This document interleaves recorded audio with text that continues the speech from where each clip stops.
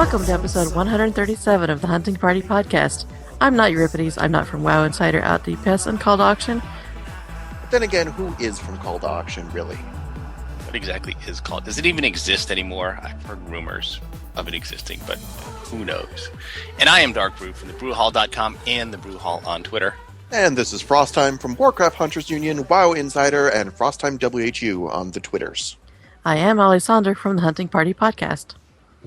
And if you want to participate in the chat room today but aren't registered, just go to the chat window and today just type "Welcome back, Zeherah," and you will be prompted to register. And speaking of the chat room, we are joined today in the live chat room by Adisa01, Akal22, Avarice, Aspects, BM Jager, Boss Lady Toucan, Kawidao, Dalvis, Darva, Illipide, Esnip, Fogarty, Foxtrap05, Gobo, Havtor, Hotshot Gunt, Induates, MacDougal37, Morgothau, Mr. Porky, Mr. Fartbottom, Mullingrew, Mushon, Premox, Scruffy, Shroud Viper, Slugslinger, Taylor RT1, Warden, and our extra special guest today is Zeherah from Female Dwarf. If you have a question that you would like to ask any of us, or if you have a question that you would like to ask Zeherah, and is Alessandra actually, are you in the chat room now? Can they talk to you or no? I am in the chat room. You can send your question in a private message to Alessandra, our lovely moderator. And Alessandra will rank your questions and determine whether or not they even get asked based on your answer to this question. Euripides was not able to be with us today, as he told us last night that it turns out his wife has a big surprise for him for his birthday, which is today. So the question is, what is the big surprise that Euripides' wife has for him? That's what we want to know. And thank you to everyone who sacrificed a sheep or a goat to the Ustream god so that I could finally get in the chat room. I missed you. All right, and in place of Euripides, we do have a special guest today, Zeherah, who's coming to us to talk about everything that's going on now that we're in the late stages of the beta. Hello. Welcome, Okay. Zeherah. Okay, so Should put a Zeherah, disclaimer on that, yes. in one very short sentence, how are hunters looking on the beta right now?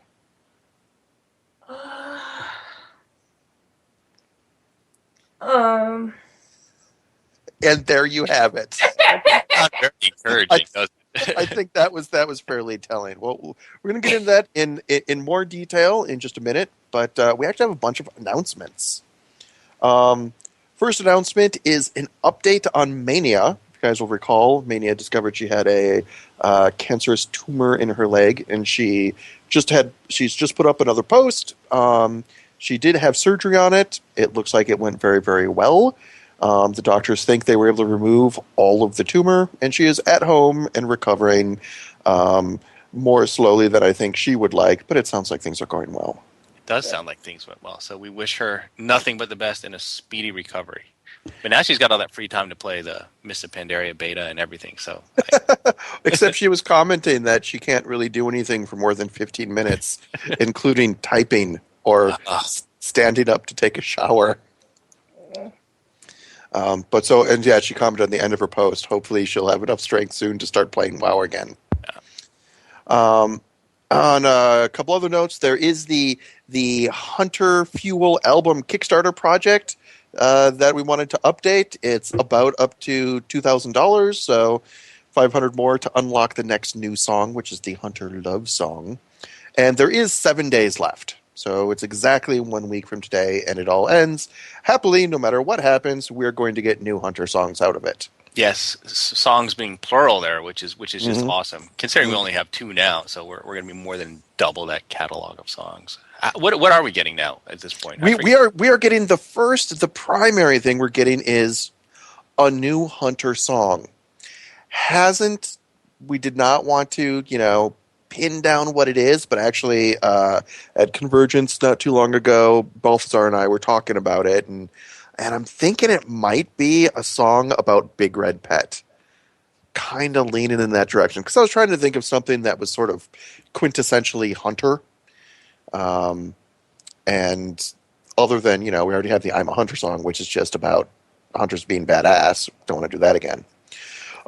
Then we're also doing the Hunter Open collab, which actually we've played on the podcast pre-show for those who listened live before, which is kind of this cool Hunter song that has like half the verses open for other people to add their own verses, and I think we're going to have Balthazar contribute to that.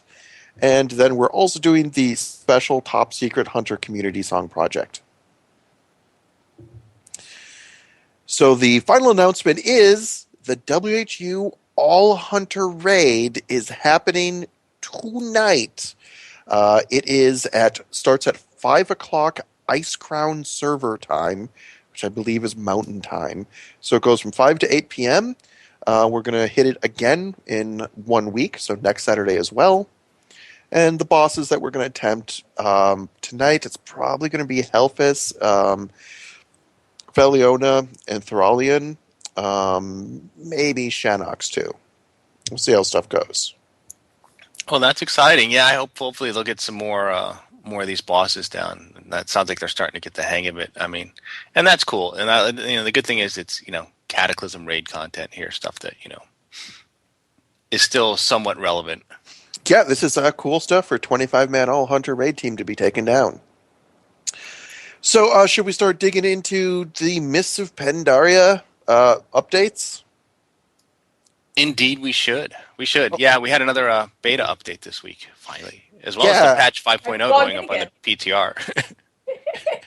Right, and we had last week's patch. So since the last podcast, a lot of news to go over. So let's try to go over some of it fairly quickly so we can spend more time talking about kind of the ramifications in the state of the Hunter in the beta. Although the first one is probably not going to be quick. Stampede! As we discussed 3 weeks ago. Stampede has changed. The cooldown has been reduced from 10 minutes to 5 minutes, and the duration has been doubled from 10 seconds to 20 seconds, and instead of a 3-second cast, it's now an instant cast. This sounds awesome! It sounds very, very good right now. But to compensate, the damage of the pets has been reduced to 25% of what once it was. So what this means is over the course of a 6 to 10 minute fight, you're going to get the same amount of damage out of Stampede as you used to, right? But if your fight is under 5 minutes, you'll actually get half the damage that you used to. And either way, the damage that you get is far less bursty. It's way more spread out, as opposed to before, having all of that damage in a 10-second burst was a huge burst. But to compensate, you can now use it in arenas, and the fact that damage is more spread out from 10 seconds to 20 seconds is beneficial in PvP because you're far more likely to get some benefit out of it, even if somebody like AoE roots or slows your pets or fears them or whatever. Yeah, I mean, obviously, I think this is a big benefit for PvE for those exact reasons, or for PvP, I should say. For PvE, I mean, 5 minutes, you're going to start talking about maybe once per encounter. Maybe if you're lucky, you'll get to use it twice, and like you said, then it would have been the same damage as the old, the first incarnation. Yeah. But arguably a tiny bit more because of the 3-second cast going to instant, but realistically, it kind of. Well, what do you think of this, Zeherah?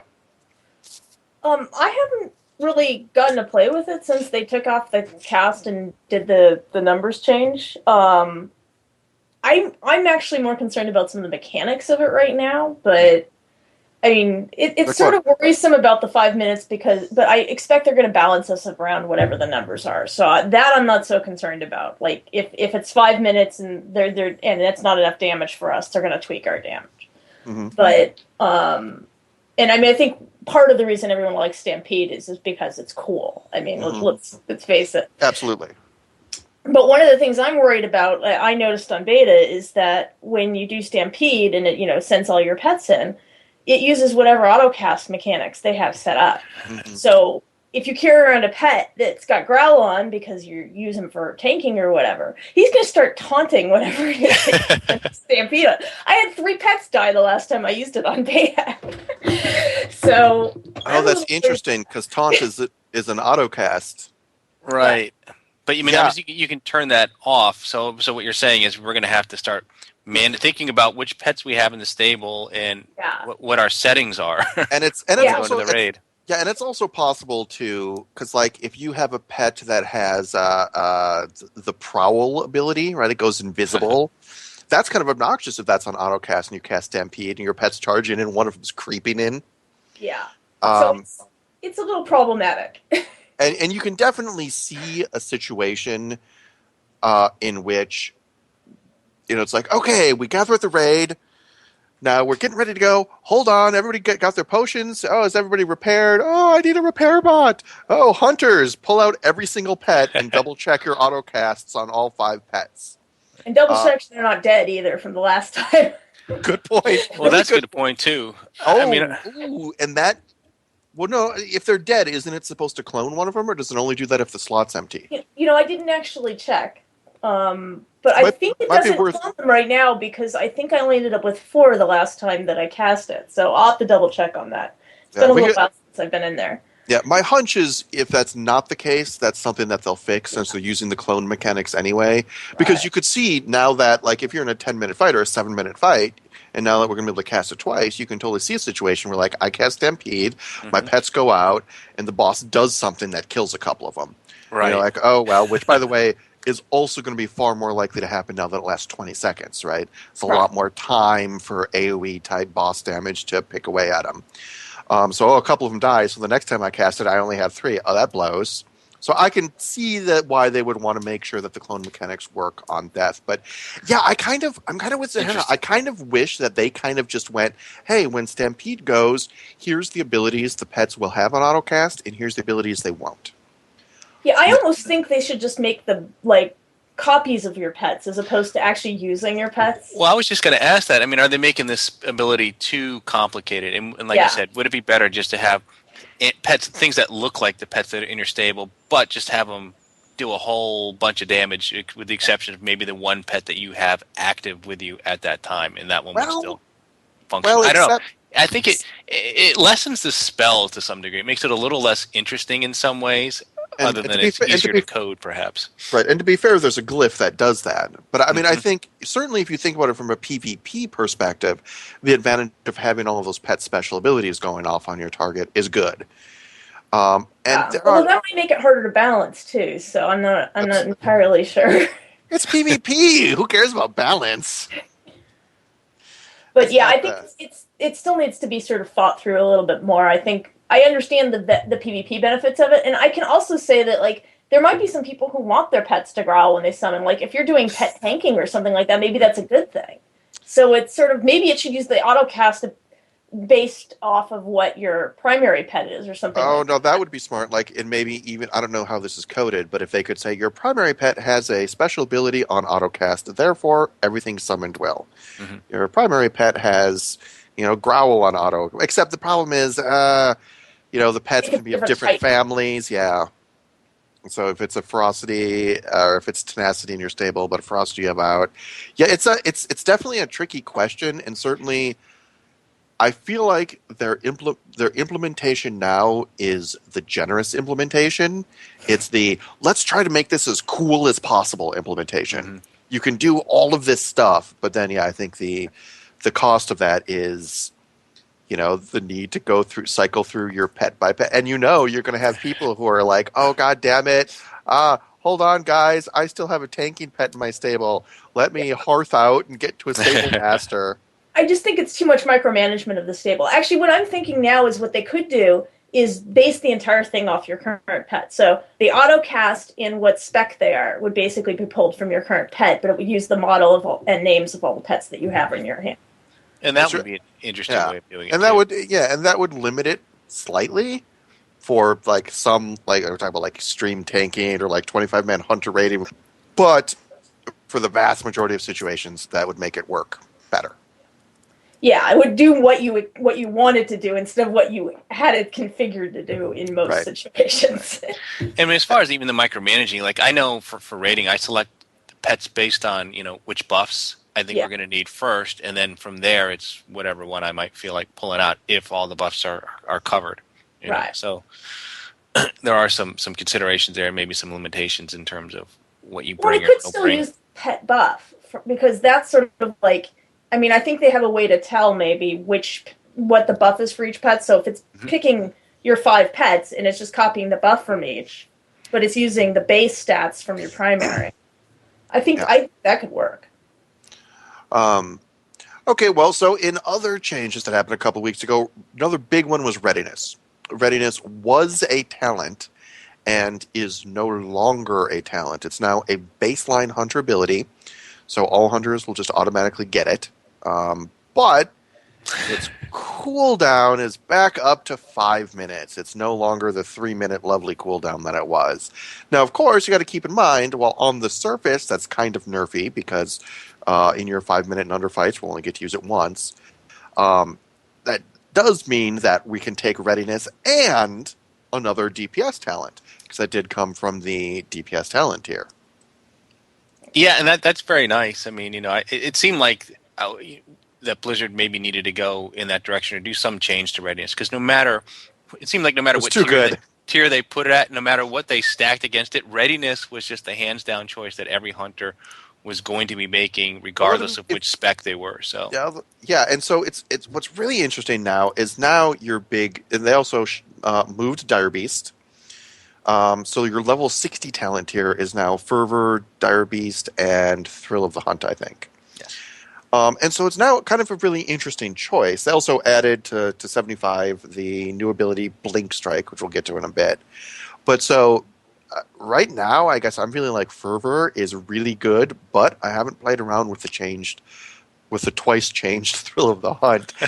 Have you done any kind of evaluation on those, Zahara? So the previous beta broke the login for me, Mhm. so I haven't been able Me to get in too. like yesterday. So, and I've been really busy the last couple days, so I really haven't had time to play around with the recent changes. And I'm kind of like, I don't want to spend a lot of time analyzing Thrill the Hunt in its current form because it sounds like they're going to change it again. But Yeah. I mean, what's really interesting about Fervor is that with the pet regen currently so absolutely bad for uh, marks and for survival, it's actually even better than it sounds because it lets the pets actually do more damage for a change. Hmm. Um, which is something you don't really think about with Fervor. You think about getting your own focus back, but it also sure. gives pet focus. So it's like the only way that pets can get focus back is survival and mercs. It's really sad. Yeah, and it's the only downside to Fervor, I think, and this is going to be interesting going forward. Like I suspect that Fervor is going to end up being good. I suspect that they're going to Hmm. do a decent job of balancing at least two of the talent choices in this tier to be really close to each other, and one of those two will be Fervor.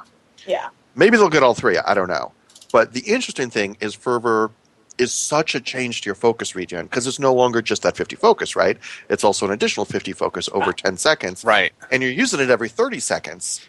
And so it's almost like we're going to end up seeing in Mists of Pandaria, oh, here's the survival hunter rotation. If you use Fervor, here's what happens to your rotation. You know, you want to hit Fervor after you do this, then you want to do this, and then for the next 10 seconds you'll do this, and then you'll go back to your normal rotation for like the remaining 15, 20 seconds. It's going to be a little complicated for the rotations, let me tell you that. I mean, do we anticipate focus really being an issue for not necessarily the pets? Obviously, you said that's an issue, but for the hunters themselves, It's seeming pretty good to me right now. they buffed up the amount of focus we're gaining from Cobra Shot and Steady Shot. So, Hmm. I'm actually still wearing my bonus, so I haven't got a good feel for it yet. I I, probably I, should. I yeah, I had to ditch it because it's going to make it really hard to replace that set in Mists because that bonus gets ridiculous. Yeah.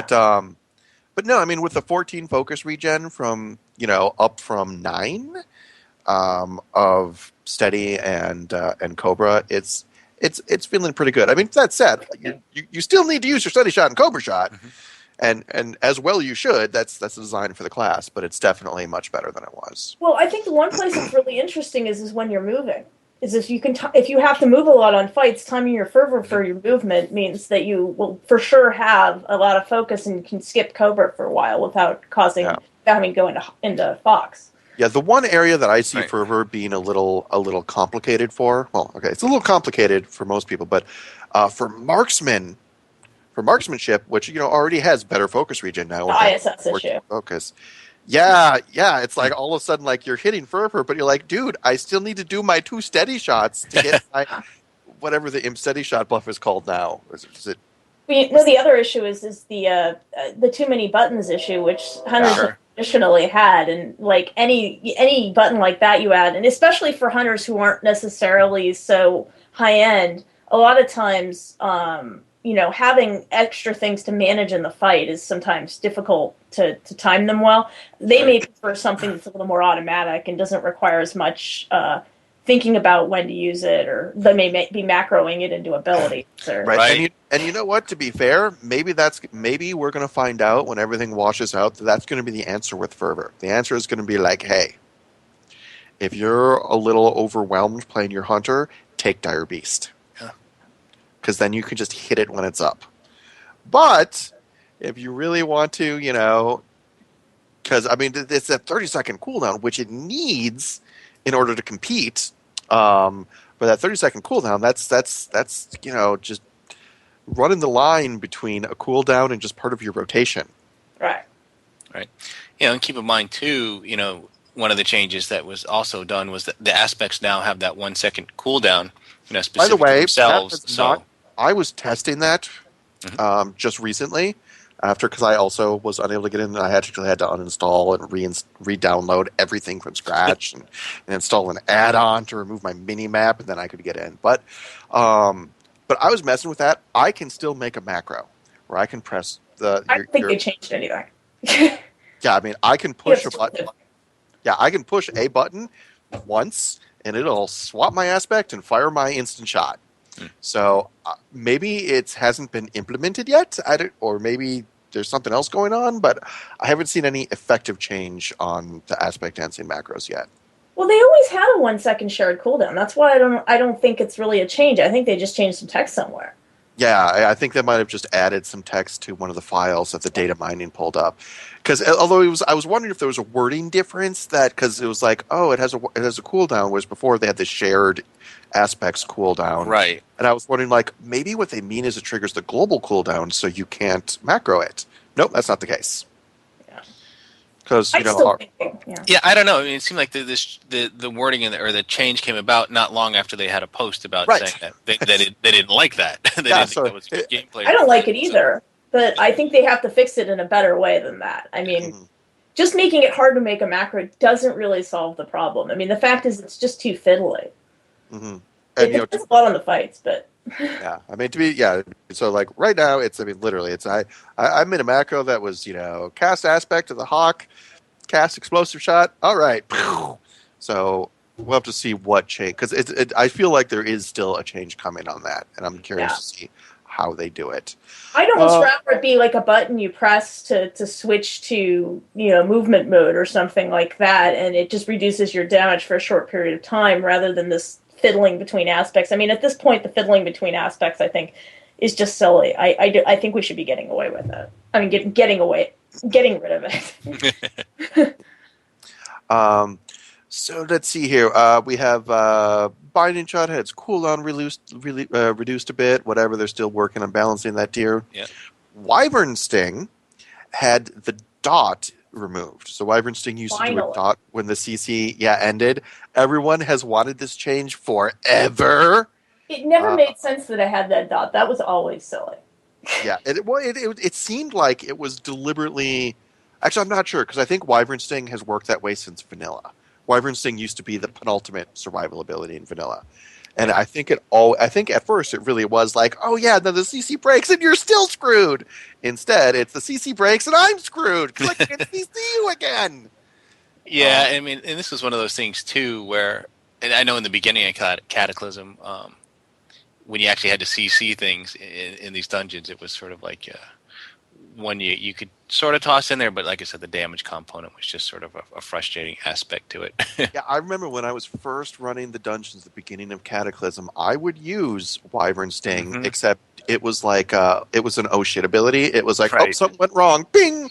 I can Wyvern Sting him for a little bit. Right. I used Usually, to use an interrupt.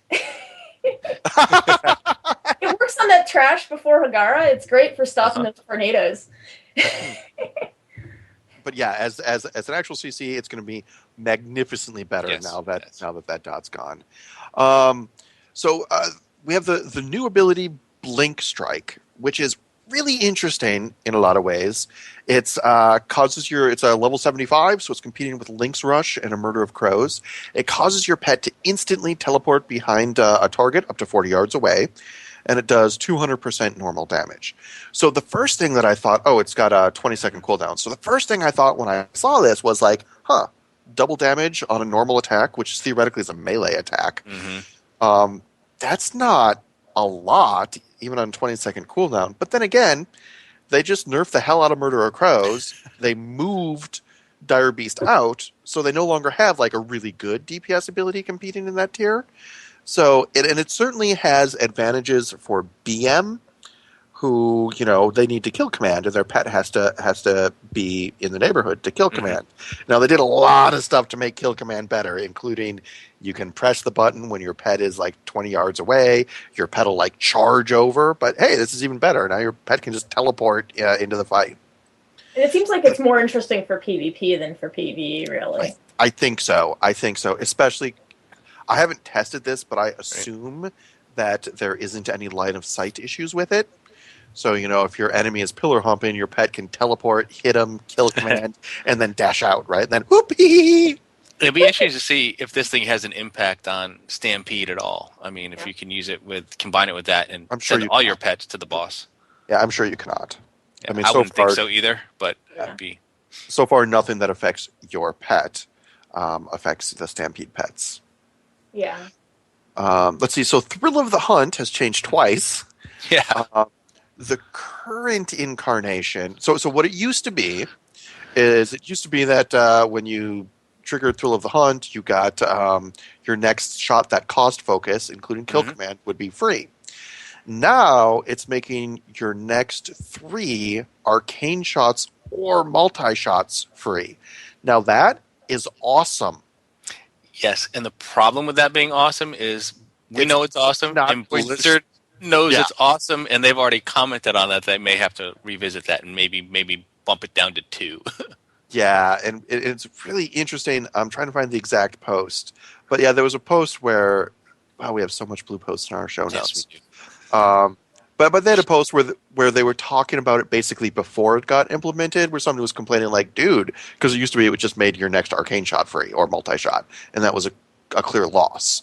And somebody was commenting on that. They're like, yeah, we know it, and what we're kind of internally testing is making the next 3 ones free. He's like, but that's looking too tough, so maybe it'll end up being 2.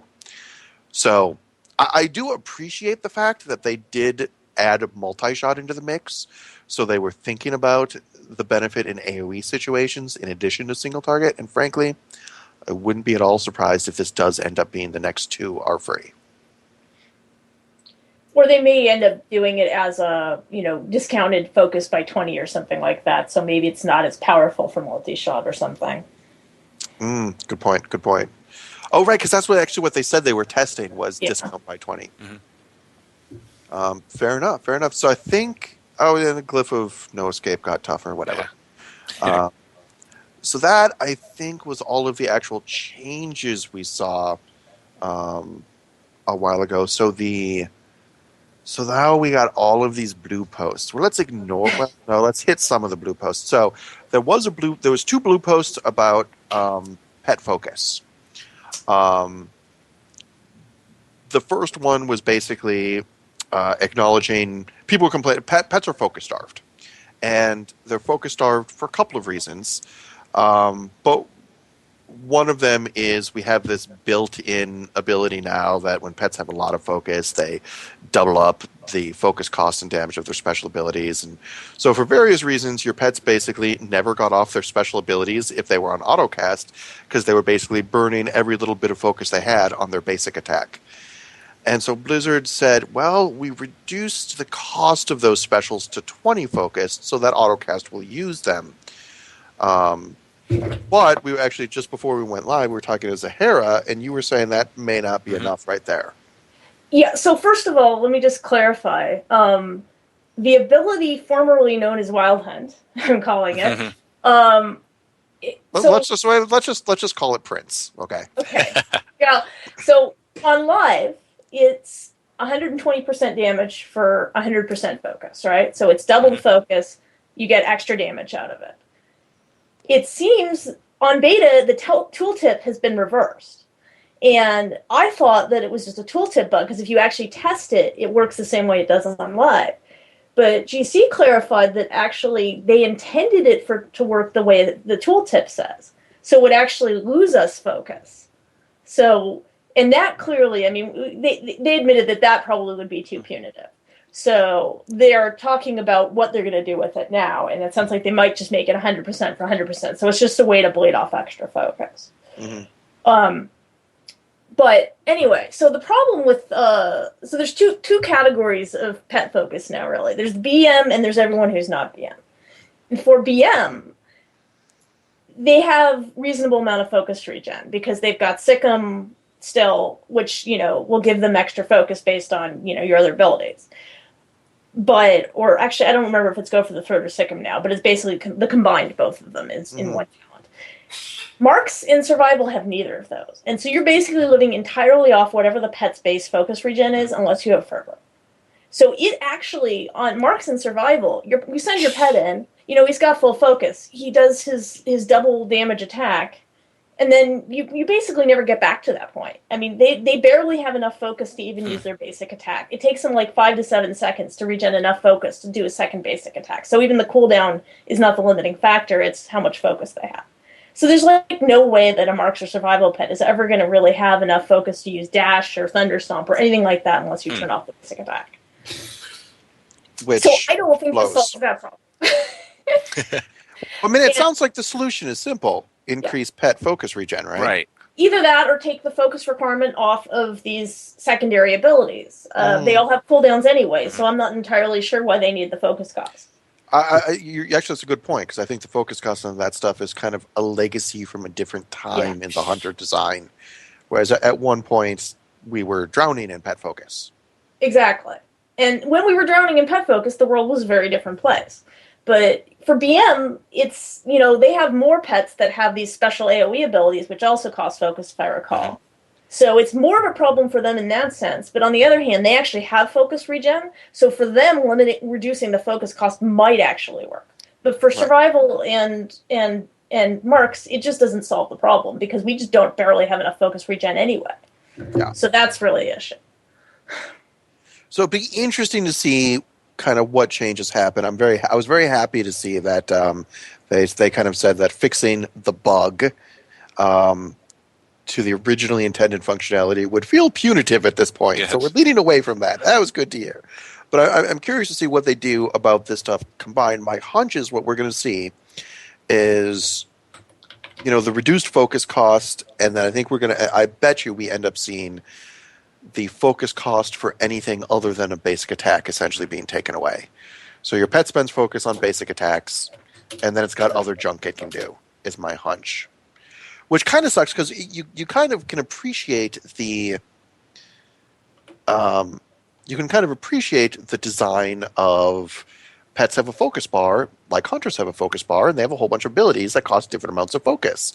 But the problem is, if you're not going to micromanage it, which of course you don't want to, right, it becomes really difficult for the AI to figure out when it should be saving focus, knowing that you're going to want to do something in the future, right? Like, oh, I bet you he's going to want to have dash available pretty soon, so I'm going to hold off on this basic attack. There was a bunch of questions about basically that explosive shot was too weak, And there was a lot of comparisons between Focus Shot and Chimera Shot. Chimera Shot hits way harder, it has a longer cooldown. And Ghostcrawler basically came back and said, well, over the course of a fight, between the shorter cooldown of Explosive Shot and the fact that you have lock and load proccing more explosive shots. So over the course of a fight, you fire about 3 times as many explosive shots as a marksman hunter fires Chimera shots, and those explosive shots at 3 times the level of Chimera shot does more damage. Right. And he was like, we could increase the cooldown and increase the damage, but at that point, we think it's kind of a boring design that you essentially have Chimera shot, only it's called something different.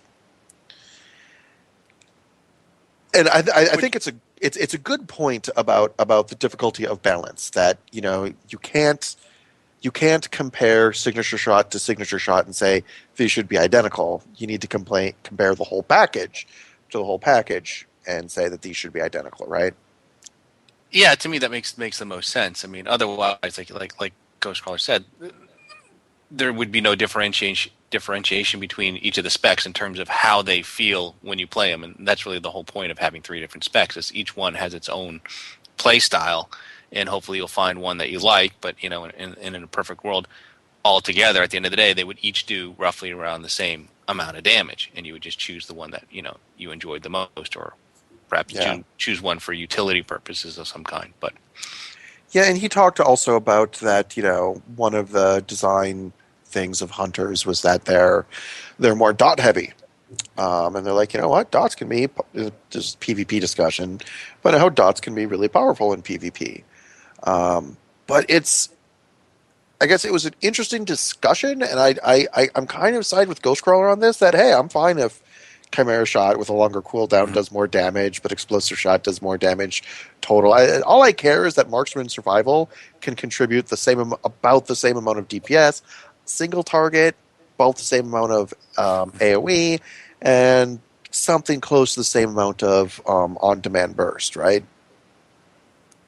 Well, I think this is another one of those things where the situation's probably a little bit more a little different in PvP than it is in PvE. Although I can think of one PvE example that is significant, which is in Firelands on Shanox, when you had to do that burst damage to break the thing. Right. Explosive Shot could not do enough damage in one hit in order to break it.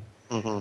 And I hope they don't design any more fights like that, but I always had to go marks for that, even after survival became better, and I always thought it was kind of silly that they had that mechanic. But in PvP, being able to finish off your target is very important, and I don't PvP, but I know enough about that particular issue to understand where they're coming from. Mm-hmm. That if the person can get if their partner can get a heal off in between your shots, you're kind of screwed. So I can kind of see that, well, maybe Explosive Shot needs a bit more burst and you'd take it out of something else possibly to compensate, but I haven't really run the numbers in that particular arena. So let's see, Ghostcrawler also had a blue post talking about scaling of a few different abilities, which I thought was kind of an interesting comment but he basically said when they look at scaling of abilities, they look out through to the end, to the kind of gear at the end of that you'll have at the end of the expansion. With the exception of, he said, we don't really know what the set bonuses will be or what the trinkets, i.e. the crazy proc stuff will be.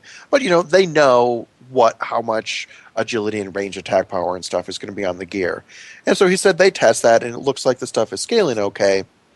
And then he has this interesting comment where he says, in vanilla, there were some abilities that did a % of attack power, and some that just did flat numbers, and that was that. We've gotten a lot better at keeping everything scaling with gear at about the same rate, particularly in the last 2 expansions. And I think that's particularly funny because in Mists, they're getting rid of some of our flat damage crap that we still have, now in Cataclysm, right? Where, our Hunter's Mark adds this much attack power, period. But they are doing a good job at converting all of that into something that does scale with gear. Yeah, it seems like it's improved, like you said, over the course of the expansion. I think getting rid of the flat damage and making more things percentage based certainly seems like an adequate solution to address many of those issues. But I mean, certainly even with this expansion, I don't know. I don't know that we've seen that being a big issue like we had in the past between the various hunter specs, where all of a sudden here we are in the final tier and bigger weapons doing bigger damage and marksman is king. We haven't had that as a result. Well, we Um, kind of almost did, because that's sort of what happened is that survival was really good early on, and then they made some tweaks to marks, and survival started to lose its steam because of the scaling issues. And then survival got some tweaks sort of later on as we were going into DS that made it more powerful, and marks became weaker because of fight mechanics. yeah. And and the fight mechanics thing, I think, is something that's always going to be a subject to changing spec preference, because that's something that, I mean, there's clearly been plenty of times in the past, and this has happened with hunters, I think, more than any other class, mostly because of minimum range, but where they're designing fight mechanics and they forget about hunters have some crazy thing. Yeah. And we've seen that a lot, where just hunters are forgotten about, and that's was always very frustrating when it came to minimum range. When it comes to other things, I think it's more forgivable. Like, oh, shoot, I never considered the fact that one of the hunter specs doesn't have a shot that can do enough damage to break this. I can forgive that. The minimum range thing, I'm like, dude, seriously, come on. Yeah. But the as long as marks basically is balanced around aim shot and standing still for long periods of time, that's actually going to be a problem, I think. They're going to have to figure that out. I haven't looked at the new fights yet, so I'm not sure how big of an issue it is. But if you have a spec that's designed around being able to stand still, and there's a lot of fights where there's a lot of movement, it's just not going to perform that well. Yeah, it'll be interesting to see how the optimal rotation plays out. Because that's the weird thing with aim shot, right? It's like, on one hand, it feels weird to have aim shot be part of your base rotation. On the other hand, if it's not, what the hell is the point? Yeah.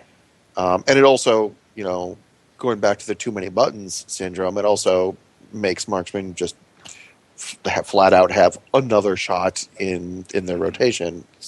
Makes it substantially more complicated. Yeah. Let's see, Ghostcrawler also addressed Snake Trap, which actually I think this was something that you were looking into, Zeherah. Yes.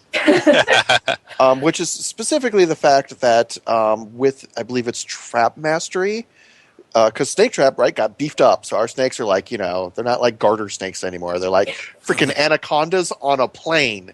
So all of a sudden our Snake Trap has substantial health and it does real damage. It's meaningful, which is an interesting change, because in the past, when people complained about that, they're like, oh yeah, the damage of the snakes is really just for flavor. Right. Now they're like, no, not now. The damage is for ripping out your Achilles tendon. Mm-hmm. But with Trap Mastery, survival gets more snakes. And it looks like that was actually doing more damage than Arcane Shot. Right, so all of a sudden it's like, wait a minute, so we should be using Snake Trap as part of our DPS rotation? That's complicated. And Ghostcrawler said we don't want Snake Trap to be used rotationally. We do want Snake Trap damage to be in the non-joke range, and we will try to find some middle ground. Yeah. Which is, you know what, frankly, the easy way to do that is leave Snake Trap exactly the way it is, and change the Snake Trap effect of Trap Mastery to something else. Because Trap Mastery is the problem right now, not Snake Trap. I'm not sure that's entirely true, though. I when I mathed it out with Trap Mastery, it was clearly superior, but the even without the Trap Mastery, the numbers still might have been borderline. I hadn't really gone through those numbers yet, but it might have been high enough. Maybe they just need to buff Arcane Shot, and then if Arcane Shot's too powerful, they can buff the other things, and they just everything up to a point that it looks balanced. That's another excellent point in another blue post we got, where somebody there was comment about Arcane Shot versus Cobra Shot, and Ghostcrawler came in and said, we agree that Arcane Shot should probably beat a Cobra Shot. It's something we can adjust as we continue to refine hunter numbers, which to me I read this as, yes, Arcane Shot should be better. We're not at that point of tweaking yet, was the way I kind of read that. But I think there's a lot of room between the current value of Snake Trap and the original value. They can find a good medium ground. No, that's But you very can true. blame me for Snake Trap getting murphed, probably. I'm sure they would have figured it out on their own, but we might have. It would have come out. See, this is the thing. There's none of this blaming people for nerfs. It's like it would have come out. It would have been apparent. It would have happened. And you know what? It should have happened Yes. because Yeah. nobody wants to be firing Snake Trap as part of their DPS rotation. That's Not at my all. thing. I don't think anyone wants to have to be throwing traps in the middle of combat. I mean, I think that every time we've been in that situation, no one has liked that. Yeah, No. yeah. That happened in Cataclysm as well. So with explosive. So Made it a little easier to do, but still, we'd prefer not to do it. but yeah. So I don't know. I personally would like to see. My concern is if Snake Trap's damage is adjusted. Well, I guess my point is I want snakes to do as much damage as possible without being so good they should go in the rotation. Right. And at that point, I feel like Trap Mastery is such a huge difference in the number of snakes that Maybe if you have one of those encounters where you're stacking right underneath the boss, you might want to drop a Snake Trap then just for that, because it's there and you're not throwing it and you just happen to be right there. And that might be an opportunity to do that. Well, also transition periods where you can't attack things is a good time to be throwing, laying traps where you anticipate they need to be. Those are all obvious places where you could be making use of it if it's not worth a global cooldown during shooting. Mm-hmm. Okay, so let me ask you this, Zeherah. What do you think right now are the best things about hunters in the beta? Let's see. The first thing I would say is the change to trap throwing is wonderful. Although I keep screwing up my traps on live now because I keep forgetting. It doesn't work like that in live yet, yes. Yeah, I haven't caused a wipe yet with that on Heroic Madness, but it's come close a few times. But yeah, I have to say that's happened to me That happened to me with BM. Like I was trying to play BM on live for the 25-man All Hunter raid, and I was just so used to it on beta where it's so much better. It was really, really hard to go back to live, and I think that's a good sign. Yeah. Well, the other thing that I really, really like is we're going to finally stop having conversations all the time about the proper use of lock and load. Yes. Because I swear I'm going to scream if I see another one of those threads. They drive me insane. That's a good point. Now, lock and load is to be like, so what happens with lock and load? Spam explosive shot until you can't anymore and move on. Yeah. And I think from the standpoint of your spreadsheet, too, that's got to be easier to code definitely. now. I'm going to have to do all sort of hops around. On the other hand, I'm going to have to spend all that extra time trying to figure out how to implement Stampede. So. Okay, so what are the worst things right now on beta about hunters? I still feel that, this is not new, but this is just a general issue. They still haven't addressed the issue that you really can't reorganize your pets without going back to a stable master somewhere. And I hate that. It drives me nuts. I use only one hotkey for summoning pets, and it's whichever my first pet is in my stable, because I just don't have room to hotkey everything, and if I don't have something hotkeyed, I tend not to use it very much. And so if I have to switch pets because we need a different buff in a raid, I can't rearrange which pet is my default, and so I'm constantly summoning the wrong pet after a while.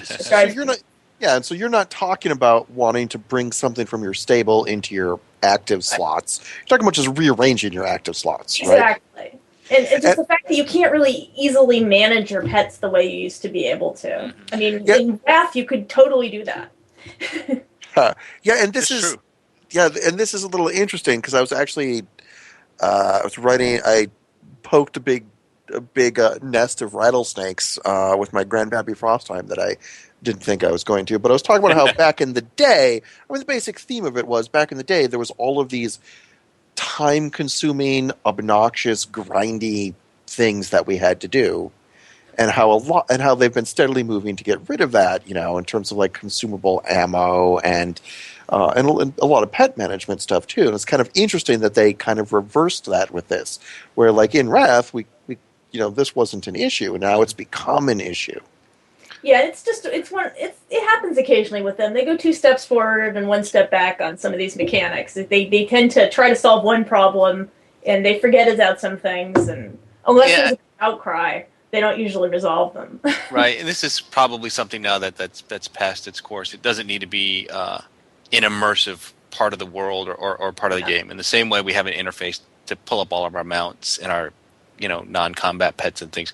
Probably need to incorporate that for the hunters, and so we have access to all of our pets wherever we are in the world. It doesn't need to be a world feature. You also still can't get rid of a BM pet unless you have a BM spec. You cannot just one. Right.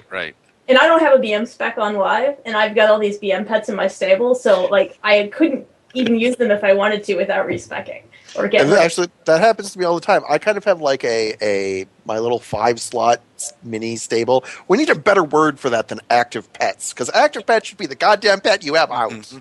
Well, now with Stampede, I suppose they kind of are active pets, but fair enough. But I have that issue. I kind of I have 1 or 2 exotic pets in there for when I am BM, and I don't always have a BM spec on me, but yeah, it would be nice if you could just. It's like I shouldn't need to be BM. I don't want to take the pet out. I just want to get rid of it. Yeah, those are just things they just never really addressed, and because it only affects hunters, it's not really high on their priority list. Which I understand, but it's like these are just dumb. They should fix them. All right, should we try to slip in a couple of hunter questions here? Yeah, absolutely. All right, so it looks like our first question is from Esnavip, whose answer to the question of what happened to Euripides, or what was his wife's surprise, is that his wife got him a pet cat called Druid, and he's out playing with it. Question: are the BM pet AoE special abilities going away for certain? So this would be the Chimera and the Worm AoEs, and they basically have to. Yeah, I mean, think about it, because if they didn't go away, then you could be like, oh, well, I could have a cat spec as Ferocity, or I could have a worm spec as Ferocity, who also does extra damage. Right, so the answer to pet AoE has turned into Beast Cleave, and if you don't get rid of them, you end up with pets that are better DPS than other pets, which they don't want. Yeah, I still see them in the spell list, but I haven't actually tested to see if they actually have taken them out yet. I also haven't tested it, but I have to think there's 0 chance that those would ever be deliberately left in. Tiny chance that they'll forget about them. Well, they didn't mention them either when there was the discussion in the thread with the Blue Post, so they didn't say that those were going away. So I'm not really sure. I can't imagine. Like I said, unless it's something that they forget about or it's on the to-do list that they don't quite get to, I can't. Because otherwise, dude, the answer is the best pet is a worm or a chimera. Oh. Because it'll do Frosty Pet DPS, probably a chimera. It'll do Frosty Pet DPS, plus it'll do this extra DPS. Yeah, I don't know. It is a concern, but they do sometimes forget these things. So hopefully they figure out what to do with it. I know my tank in my raid keeps telling me that they were supposed to get rid of all this resist stuff, but that trinket that you can get, the mirror of whatever, is still in the game. And so if they don't address that, there may be fights where people who, level tanks in the new expansion have to go back and farm that trinket in order to use it. Wow. And we know Blizzard doesn't want that. Yeah, but they do sometimes forget these things. I mean, it wouldn't be the first time that they've just not addressed it on time because they didn't think of it at the time. So make sure you have a worm or chimera in your stable for the time being, I guess, when the expansion hits. Yeah, I can't imagine that they'll let that one slip out, because that'll be a substantial issue. Yeah, I would think so. Let's see, the next one is from Rek, and he says Euripides' wife is going to tell him that she's going to replace him on the Hunting Party podcast and play his hunter from now on to let him focus on feral druids. What a surprise. Well, we look forward to having Mrs. Euripides on the podcast. Absolutely. I'm not sure he feels that way. I'm not sure she feels that way. Yeah. Did you have a question? He did have a question. It's a question about fetch. He says currently you need to stand. He's talking about the fetch ability for the pets. Yes, the pet looting. And he says he thinks it's the best hunter ability that we're getting in Mist. And he says currently I haven't even played with this yet. Embarrassing. I haven't even touched it. I meant to. I haven't I was about to play around with it, and then they patched, and I didn't have a chance to log in. So I got to say, I don't think I've looted anything. I've killed a lot of stuff, but it's The air beta. I'm not looting. is fantastic. I mean, you can't say enough about the area loot. That's a great thing and long overdue. But I haven't really seen fetch. But he said currently you need to stand to use fetch, and I'm sure that that's intended. But while the pet is closing in on the target, you can move around without interrupting the ability. He says the problem is that you need to stop while the pet is at the target looting it. Otherwise, the loot window won't show. Do you think that this is a bug? Yeah, I think that was. yeah. Well, okay, let me put it this way. I think that was an unintended consequence of their coding. If they decide not to bother to fix it, then it's not a bug. If they do decide it's worth fixing, then it's a bug. So I don't think it was on purpose, but whether or not it gets declared a bug is probably based on how much of a problem they think it is. Right. And Rec is saying that it works with the AoE looting as well, so even better. So that does sound like a pretty cool ability actually now. Yeah, I have to say I'm a little. It's. I mean, it seems to me that the only real advantage of fetch, right, other than saving you from walking for a second and a half, the only real advantage of fetch is that you can do something else while your pet is fetching the stuff. So, I mean, it seems like. I guess, Well, like I I always said, hate having to walk over to the mob I killed afterwards to loot it. I mean, it's always been a hassle as a ranged, to basically, my pet's right there. Why doesn't he just pick it up and bring it back to me? So I think that's logical. obviously, that's what everybody has thought. When they put in that engineering trinket, I actually seriously considered going engineering Oh, just the for Looterang? The Looterang, yeah, I never did make one of those. I have to say, I've never found it to be that much of a problem, but I also have to admit that even on live, I often don't loot things yeah. So that's the problem. because it's an I'm inconvenience. obsessive. I loot everything. That's it's the all better- money as far as I'm concerned. Like, if you knew the mob had X amount of gold, you would loot it. So I just figure all those grays and things, it's all gold and to some degree, So I loot everything. Okay, hold on. Euripides just tweeted, which, hey, you're too busy to do the podcast, but you've got enough time to tweet. That makes no sense. And he tweeted that being 30 feels the same as being 29. And I'm going to respond to him and say, nonsense. When you were 29, you were on the Hunting Party podcast. Now that you're 30, your wife is. Nice. Let him figure out what the hell that means. Yeah, no. So I know we're running out of time here, but any other thoughts, concerns, or observations about the beta? Which spec does the most DPS?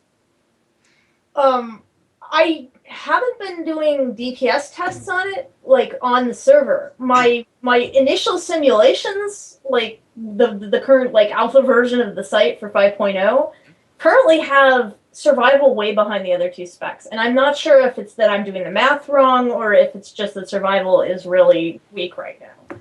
I think I have marks way ahead and BMs but behind it. Yeah, and it's worth stressing before people get up in arms. I really should have prefaced this, but you just saw how many changes we had in the last 2 weeks. It's you don't need to get concerned about somebody being behind or somebody being ahead. It's all changing, but Everything. So. It is all changing, but we're getting closer. I mean, with the patch being on the PTR, I mean that means they're getting ready to release these changes to live sooner than later. That's very true. And so what's your prediction for the release of Mists of Pandaria, Zeherah? I'm currently looking at it and thinking we're talking early September, but it's hard to say until it gets a little bit closer. Because they're doing this beta very differently than they've done previously. Yeah, they are. Mm-hmm. I have to say I've been enjoying playing BM on the beta more than I think I almost ever have in the past. And maybe it's just the freedom of not getting screwed over by kill command. Because I remember like in Cataclysm, like at the same point in Cataclysm, right, where what I was talking about was leveling, right? I'm okay, we got to level and do stuff. I was like, dude, with marksman, I can sometimes kill something before my pet would reach it. Mm-hmm. And that issue is a little bit gone with BM now. Plus the fact that, once again, it's taking longer to kill things. But, with BM, okay, pet goes, I hit kill command before it even gets there. It charges over. Also, I have to say, I've been, even when I was messing around with marksmanship, where I would basically send in my pet, I would aim shot. My aim shot would usually land before my pet would get there. And I'd follow up with a chimera shot, and my pet would get there and take aggro. I was really impressed with the pet aggro. Sorry, I was No, go just going to say that historically, I believe we usually get the announcement of the release date about a month ahead of time, so Yep. we know it's at least a month. Right, And and we know they're making like a big deal about that cinematic, and you Yeah. know that's coming It's out not early good. August. So who knows if maybe they'll toss in a release date. Actually, around then, Tim. that's a good point. Maybe they will use Gamescom as their time to announce the official release date. Although if that's the case, then it's closer to the end of September, probably. Yeah. And Guild Wars 2 is coming out at the end of August, so it's possible that may factor into their timing decision. Wait, what's coming out at the end of August? Guild Wars 2? A lot of people I know are very excited about that. So Yeah. I don't know. I think it's interesting that because I remember back in the earlier days of WoW, when WoW was still the huge dominant force in the world, but people would talk about WoW killers. Because I remember Lord of the Rings Online was like the WoW killer, and Warhammer 40K was the WoW killer. They don't talk about WoW killers anymore because they were wrong so many times it got embarrassing. But I thought it was really interesting that, like, at least in terms of like Warcraft Hunters Union, which I have access to all of the traffic stats on Warcraft Hunters Union, not a single release, not even Star Wars Knights of the Old Republic, made any dent in the traffic. But Diablo 3, bam! well, let's be honest here. Like large chunks of the WoW populace got Diablo 3 for free. They did, So, although a million of which them. is the only reason I probably ended up with it. So Actually, yeah, I I haven't even downloaded it or I haven't installed it or downloaded played it either. I haven't touched it. and don't get me wrong, they also timed Diablo 3 really well, right? Diablo 3 came out in the doldrums where there was nothing to do at the very end of the expansion. exactly. And now everybody's going to got it out of their system, and then Mists will hit. So it was well timed, but man, I mean, it was ridiculous. It was May 15th. Woo! Yeah. And I know WoW Insider. I don't have access to their traffic stats, but I know they were talking about the traffic drop on WoW Hunters Hall. The exact same thing, May 15th. So I'm curious to see. It strikes me that for the most part, WoW has been pretty immune to other games in terms of like meaning. I'm sure there's plenty of anecdotal examples, but in terms of meaningful statistical variants. So I wonder how much they actually think about other major releases when they think about timing their releases. I'm pretty sure they think about their own properties, but I don't know. I'm curious how much they think about other people's. Well, this one's a little special just because of the time. Like, it's not so much the question of one game taking all the audience, because let's face it, there's not going to be a WoW killer. WoW is going to die the death of 1,000 games. I don't know. I think a bunch of people try it. Some of them stay. Some of them come back. Right. And the cycle renews. It's not one game is not going to change WoW. It's just it gradually just saps away little by little. But I think. Sorry, go ahead. I was going to say, I think there is a chance that the next Blizzard MMO might. Oh, that could be, yes. It could, just because they've got the audience built in, that's playing World of Warcraft. And if it's anything remotely like it or seeming like it's going to be better than it, then yes, you could easily see for that giant community flock to that. Right. I mean, good Lord. I mean, you got to keep in mind there have been updates, but even in terms of the graphics and stuff, WoW is old. Mm-hmm. So you're going to be stunned by their new MMO. I like the graphics personally, but I have never been into the super fancy graphics. I think the cartoony style looks more fun than the fake reality. What I was saying is not that Guild Wars 2 is special as the game, but the timing of if one of these games comes out right as the expansion comes out or right before it, it may have a different impact than if it comes out, when things are more in a lull. And it's sort of a question as to how interesting the game is to people, but people generally, a lot of people do tend to, whenever these new games come out, they disappear for a while and they come back. Yep. But Right. if a new game comes out right when the expansion's coming out, there's a decent possibility people who are less than excited about the expansion may just decide to try the new game and may or may not be as likely to come back. Actually, that raises kind of an interesting question just about strategic release date times if you're not WoW. Like, is the best time to try to release at a lull in WoW to get people when they're bored? For those games, I think it is. Which, Yeah. which I guess gets you the surge, but then you know that something interesting happens in WoW and suddenly your population drops in half. Well, I think part of the problem with these games is that the leveling and it's fun for a while because it's new and it's different. But Yep. then if you don't grab people and hold them, that's when they go back to WoW. And so this is why the games have so much trouble getting Well, past the launch. Yeah, well, and that's sort of that's been yeah, that's interesting. been It's like, the complaint with every single game, right? Yeah. It's been Yeah. the end game. Yeah. yeah, well, that is the complaint. Even with the Star Wars, with the Old Republic, that's the big complaint. It's the end game because it's interesting because they released not long after 4.3 was released. But since that time, they've been releasing new content and they've been losing subscribers. And WoW has been sort of heading into its dead period. And despite the fact that they're releasing new stuff, they're really not. Yeah. People aren't flocking back to it. And a They're lot has playing to do with their Diablo end game. 3. Yeah, they're doing Diablo 3 and other. And Terra, I think some people went to Terra. Yeah, and no, but that is interesting though that they have been releasing content and they're talking about now going Yep. free to play. Yep. They've just been bleeding subscribers. Well, and Guild Wars 2 is going to be free to play too, which is also a factor. Yeah, and it'll be interesting to see what kind of impact that does have. And the other rough thing will be to say like, hey, is that having an impact? Or because I would not be surprised to see that that Mists of Pandaria is one of the least popular releases because it does feel like WoW is in a little bit of a decline. And you Yes. got to remember, right? WoW, the thing that people sometimes forget about, they're like, oh my God, WoW just lost 10% of its subscribers. It's like, okay, WoW could lose 50% of its subscribers and still be ridiculously larger than every other MMO combined. But I mean, there was what's the phrase? A sort of a critical mass issue, which is that as people's friends disappear, they're less likely to stick around. Right. It's the Google Plus problem. Yeah, exactly. It's very much like a social network in that sense. When I think about like my guild and like how many of the people from my guild that were there when Wrath first came out, when Wrath ended versus now, so many people have just retired from the game, played a different game, had babies. It's just so many things and when your friends start to stop playing, a lot of other people are just like, well, I was partly playing because my friends were playing and they're gone now, so I'm not sure I care anymore. Well, it's not just that, but it's also if you were a WoW player, right, and it's like, ooh, and whatever, Lord of the Rings Online came out, I'm going to go play that. Like, oh my God, this is so much better than WoW. Except I'm all alone. Yes. Yeah. And that is the problem. You go back and you play WoW because that's where all your friends are. And now, to some extent, this maybe this is a question of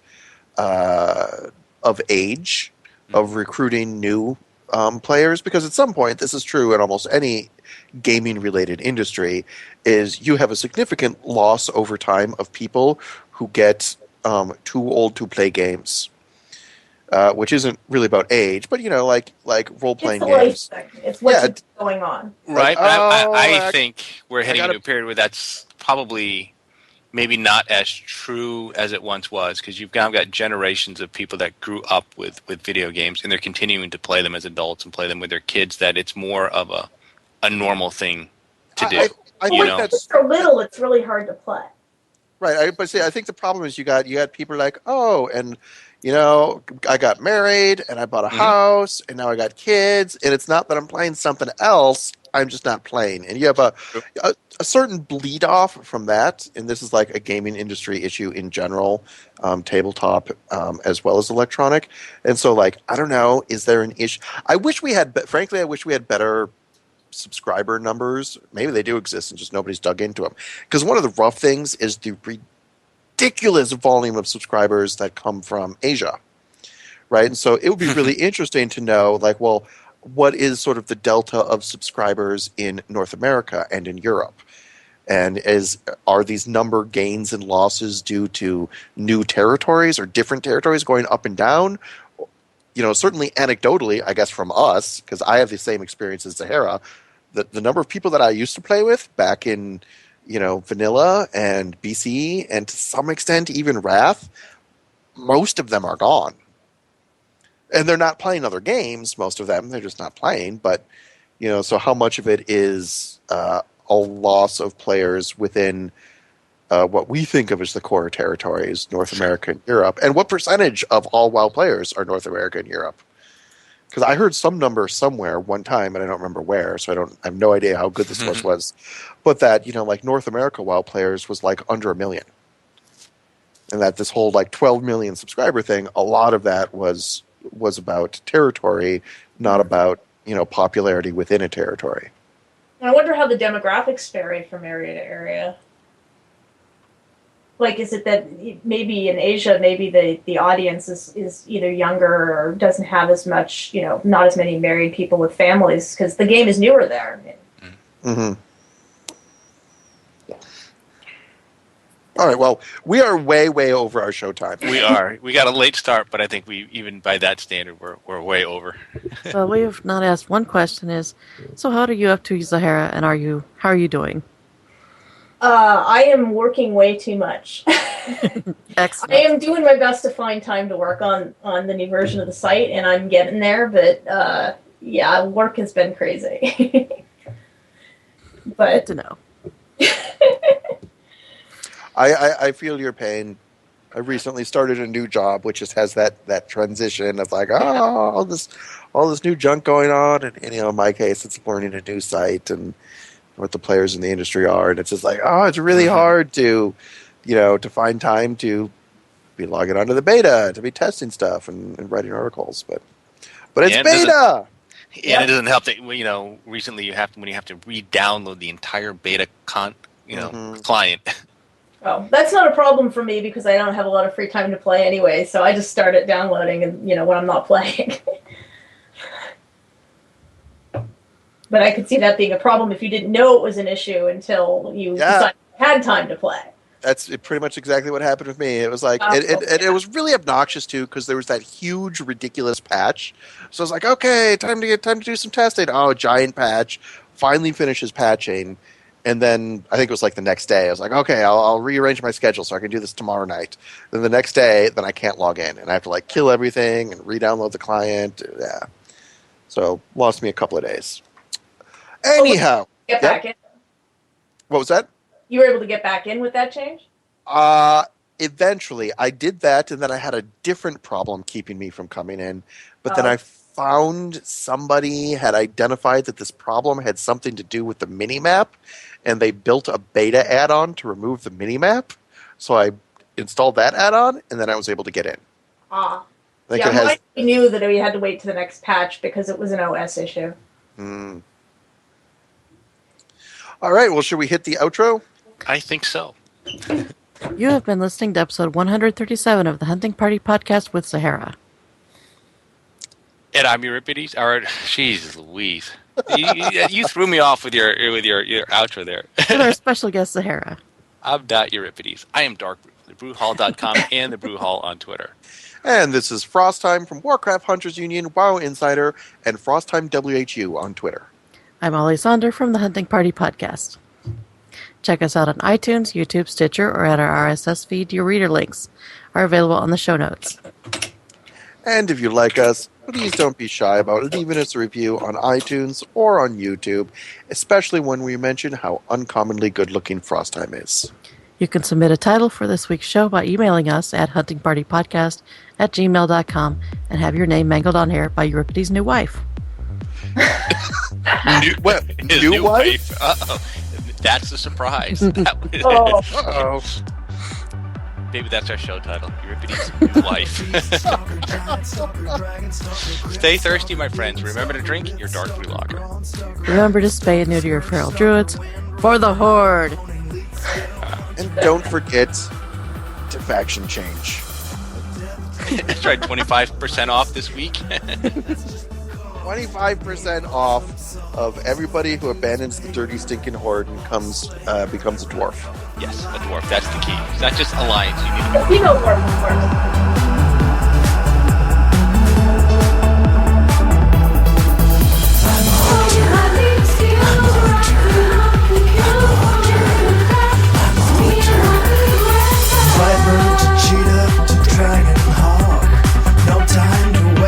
I can jump shot, BM, MM, and SB.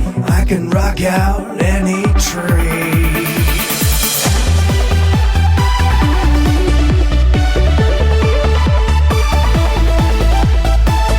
Never worried about my threat, 'cause I've got FD and misdirect. Catching loose mobs in my traps. I never miss, 'cause I am hit capped. 'Cause I'm the hunter, not the marked. I'm the fighter, not the spark. I'm the kiter, not the kite. I'll top meters every fight. Rated endgame, dealing death. Just me, my gun, and my trusty bed. Now let's begin with Illidan, Osirian, and Gil'jadan, Magdamar, Asgalor, Gruul, Cthulhu, and Razorgore, Onyxia,